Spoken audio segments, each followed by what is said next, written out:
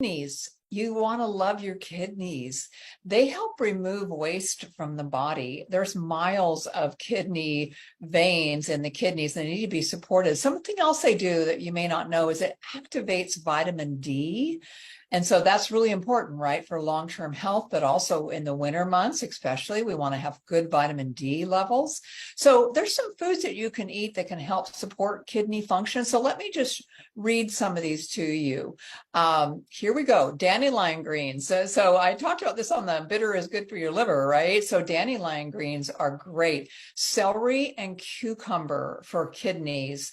Beets and berries. Think of the bees, beets and berries. But lemons and limes also. So I've often talked about doing lemon juice in the morning. Did you know your kidneys also regulate your blood pressure? So if you have blood pressure issues, you want to make sure you're supporting your kidneys. So get some of those greens and berries and beets in the diet and make your kidneys happy. Follow me on Divine Farmer Health.